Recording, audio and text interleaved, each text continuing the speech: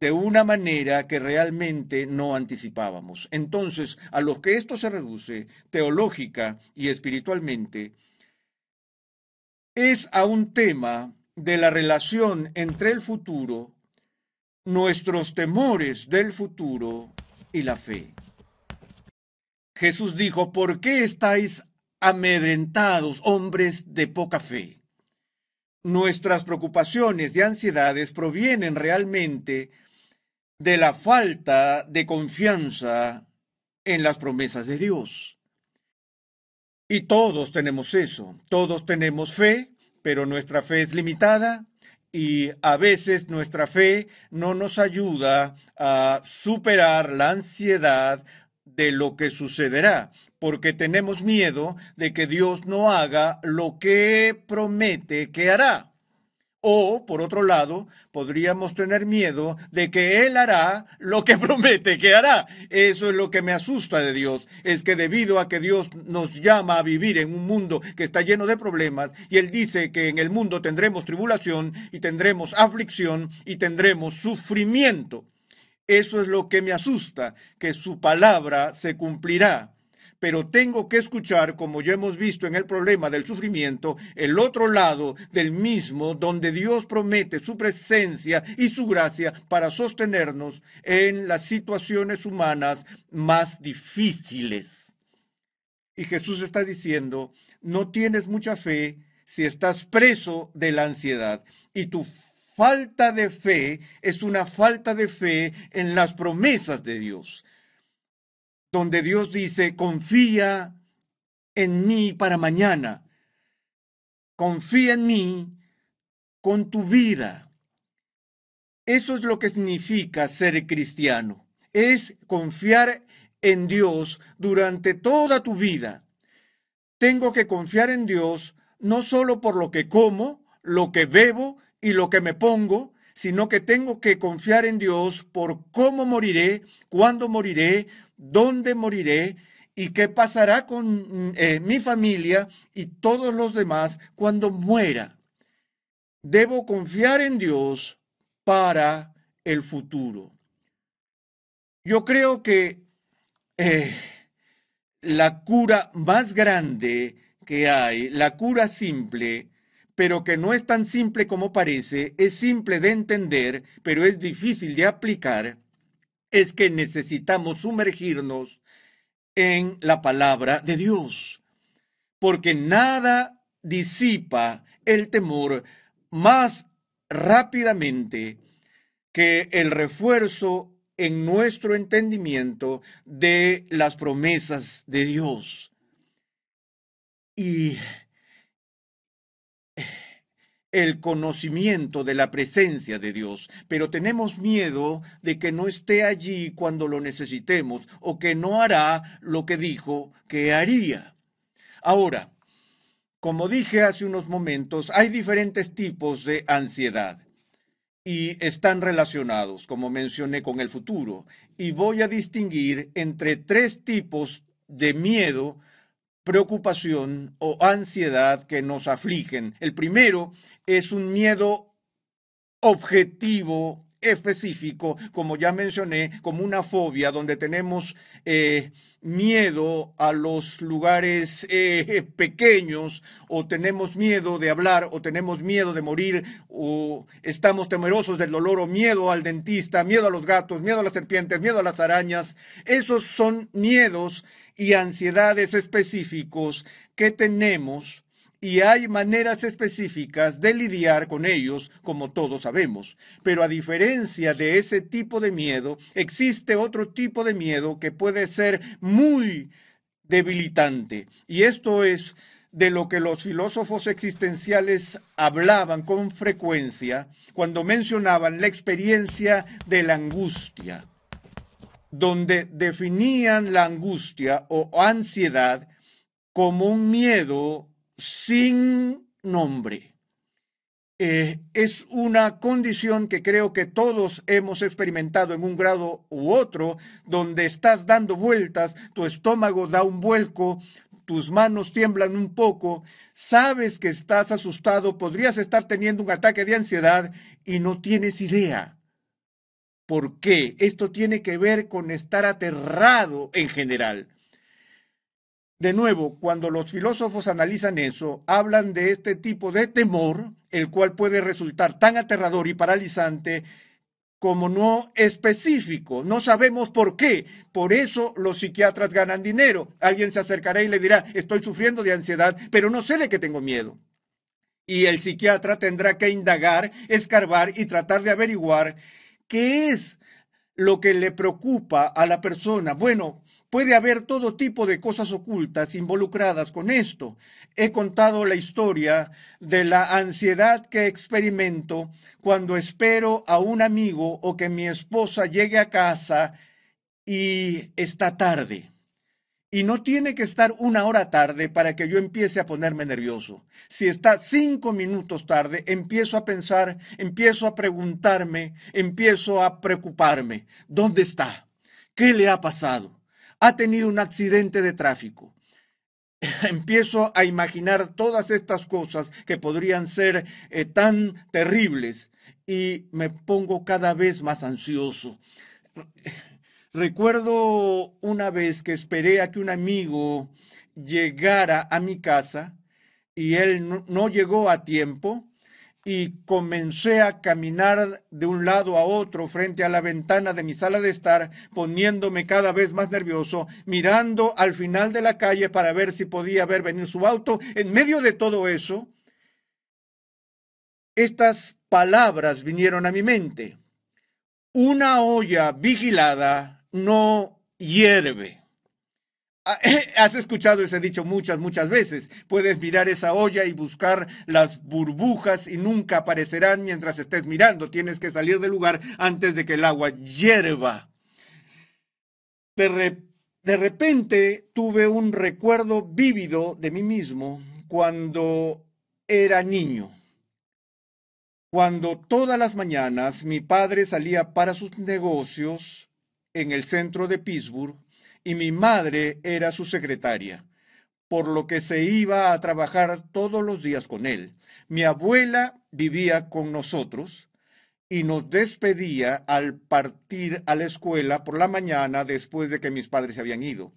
Y todas las noches mi padre y mi madre volvían a casa a las 6 y planeábamos la cena alrededor de las 6:15 y mi abuela estaría en la cocina preparando la cena.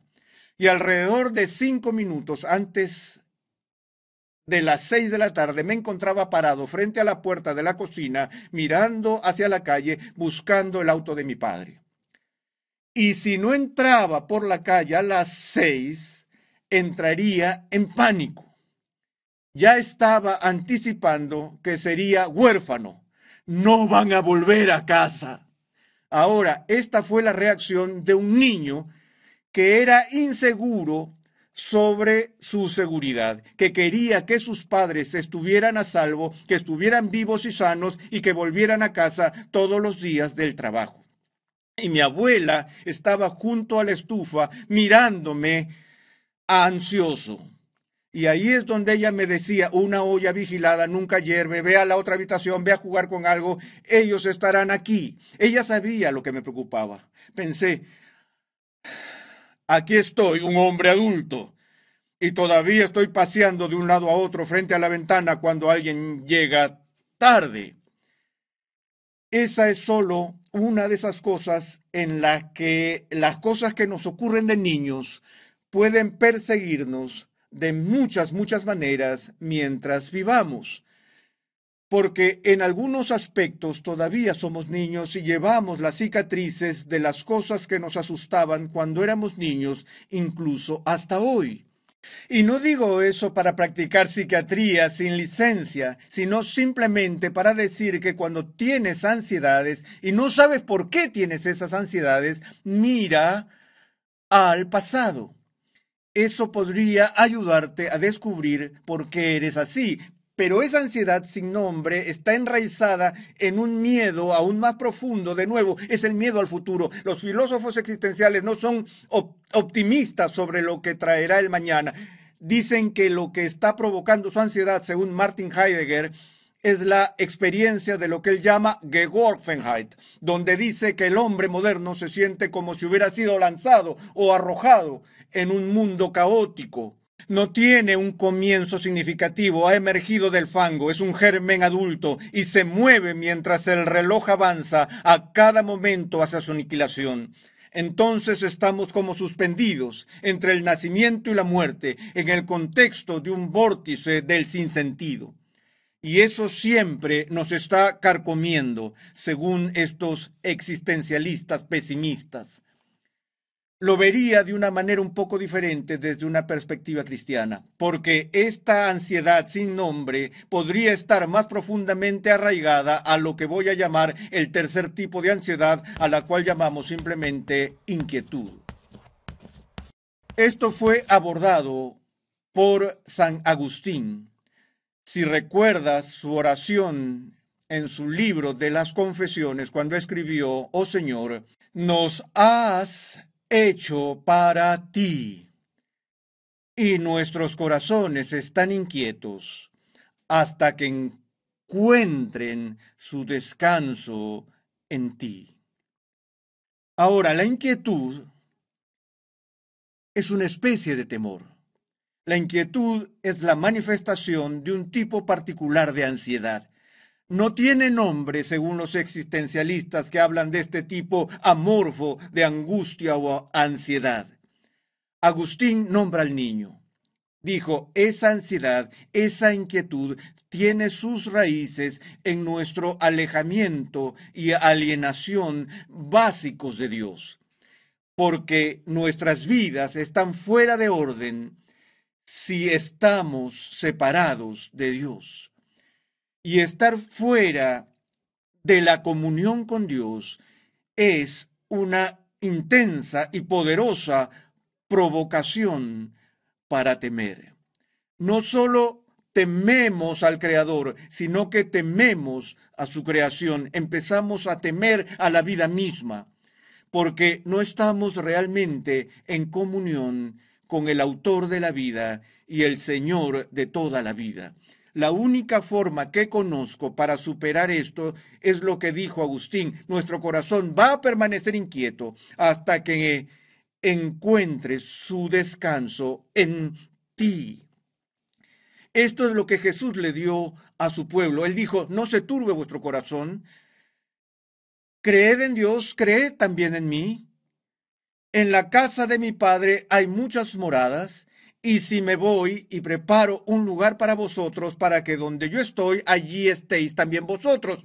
Entonces no tengas miedo del futuro, no tengas miedo del mañana, porque yo me estoy ocupando del mañana. Que Dios es el Dios del mañana. Me voy ahora, y ellos serán incriminados. Él dice, pero voy a dejar algo detrás. Les voy a dejar un legado, una herencia. ¿De qué se trata? La paz os dejo, mi paz os doy. No os la doy como el mundo la da. No se turbe vuestro corazón ni tenga miedo. No tenga miedo. En otras palabras, la paz de la que habla Jesús aquí es lo opuesto a la inquietud. Es una calma de espíritu que viene cuando estás en comunión con Dios y puedes confiar en Él para el mañana. Él es quien conquista el miedo. Ahora, al mismo tiempo que tenemos esta prohibición negativa, no tengas miedo, también estamos llamados a animarnos unos a otros como cristianos. ¿Qué significa animarnos unos a otros? Es ayudar a otra persona a encontrar valor. En muchos aspectos, creo que una de las razones por las que la nación respondió de manera tan positiva al Mago de Oz es que nos pudimos identificar con algunos de los personajes, entre ellos el león cobarde. Representó nuestro temor, nuestra ansiedad. ¿Y qué necesitaba para superar su problema? Estaba buscando coraje. necesitaba valentía. Es por eso que debemos animarnos unos a otros, porque todos necesitamos coraje. Ahora, déjeme terminar diciendo esto. ¿Cuál es el ingrediente indispensable y necesario para tener coraje? ¿Qué es lo que debes tener absolutamente antes de poder tener coraje? Es la condición sine qua non del coraje, una condición previa necesaria para el coraje. Tienes que tenerlo o no podrás tener coraje.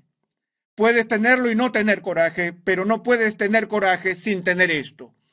Esto es lo que es, amigos, miedo. ¿Por qué digo eso? Porque no se necesita valor para hacer lo que no tienes miedo de hacer. Existe valor para los que tienen miedo.